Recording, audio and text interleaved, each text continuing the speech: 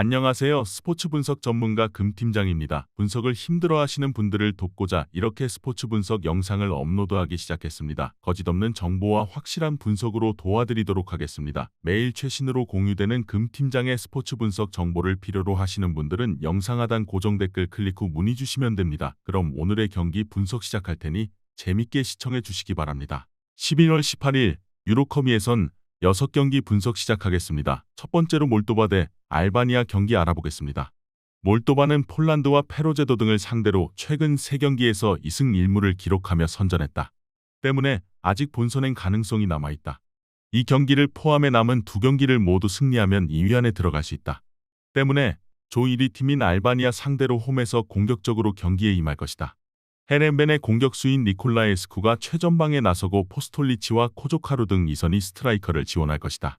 알바니아는 최근 일정에서 체코와 폴란드 등 경쟁팀들을 모두 제압하고 조 1위로 뛰어올랐다. 바니아스의 공격수인 세페리의 문전한 마무리가 대단한데 바이람이 치칼레시 등과 좋은 시너지를 내고 있다. 또 아탈란타의 짐시티를 비롯해 안정적인 수비가 상대 공세를 잘 막아냈다. 알바니아의 승리를 본다.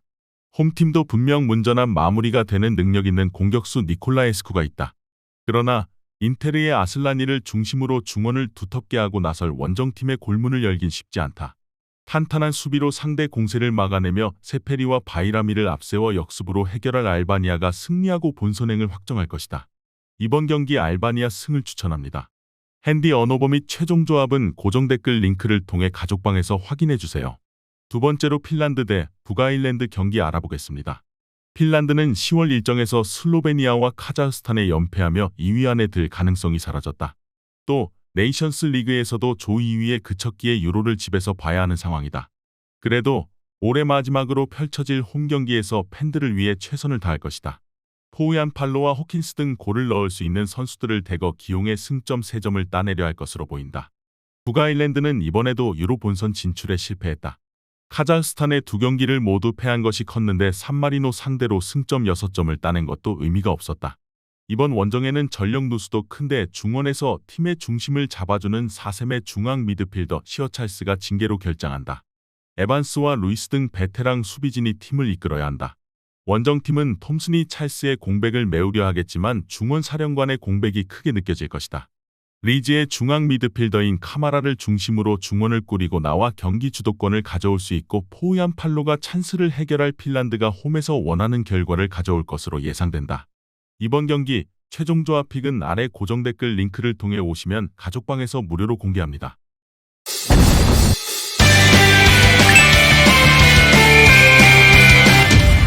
세 번째로 이탈리아 대 북마케도니아 경기 알아보겠습니다. 이태리는 잉글랜드에 패하며 위험한 상황에 처했지만 그래도 본선행 가능성이 남아있다. 2위인 우크라이나의 승점 3점 차로 뒤져있지만 한 경기가 더 남아있기에 역전의 기회는 충분하다. 때문에 이번 일정이 매우 중요하다. 토날리가 징계로 빠지긴 했지만 바렐라와 크리스탄테, 로카텔리와 프라테시 등 대체 자원이 충분하고 공격진에는 라스파도리와 키에사, 폴리타노가 팀을 이끌 것이다. 북마케도니아는 이미 조 2위가 불가능해졌다. 이태리와 잉글랜드 등 어려운 팀들이 속한 조였다 해도 최근 흐름이 좋았기에 내신 본선행을 노렸는데 결과를 내지 못했다. 네이션스 리그에서도 성적을 내지 못했기에 기회가 사라졌다. 때문에 다소 맥 빠진 상황에서 이태리와 잉글랜드 등 강팀을 연달아 상대해야 한다. 이태리의 승리를 본다. 우크라이나와 2위 경쟁 중이기에 동기부여가 확실하고 홈에 이점도 노릴 수 있다. 북마케 상대로는 월드컵 예선에서 패하며 월드컵에도 가지 못했기에 리벤지라는 점도 있다. 키에사와 폴리타노 등이 경기 내내 상대의 측면을 공략하며 찬스를 만들 이태리가 승리하고 우크라이나와 같은 승점이 될 것이다. 이번 경기 이탈리아 승을 추천합니다. 핸디 언어버 및 최종 조합은 고정 댓글 링크를 통해 가족방에서 확인해주세요. 네 번째로 잉글랜드 대 몰타 경기 알아보겠습니다. 잉글랜드는 이미 본선 진출에 성공했기에 이번 일정에서 다양한 조합을 실험할 수 있다. 물론 주장인 해리 케인을 중심으로 레시포드와 사카, 벨링엄과 라이스 등 주축 선수들도 소집됐지만 레비 코릴과 토모리, 보인 등이 감독의 선택을 받았다.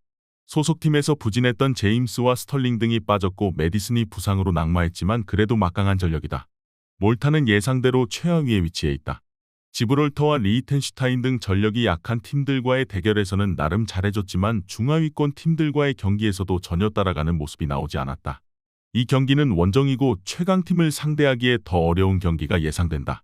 잉글랜드는 유로 본선 진출에 성공했기에 감독이 와킨스와 구에이, 토모리와 보인 등을 선발로 내보내 경기에 임할 수도 있다. 그러나 1.5군 정도의 로테이션을 돌린다 해도 몰타 상대로는 전력의 우위가 확실하다.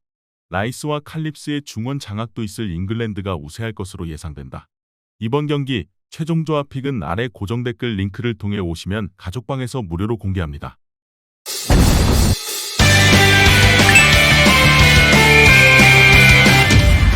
다섯 번째로 폴란드 대 체코 경기 알아보겠습니다. 폴란드는 아직 본선 진출 가능성이 남아있다. 그러나 7경기에서 3패를 당하는 등 상황은 좋지 않다. 이 경기를 승리해도 체코가 최종전을 승리하면 다시 3위로 떨어진다. 몰도바의 추격도 있는 상황이다.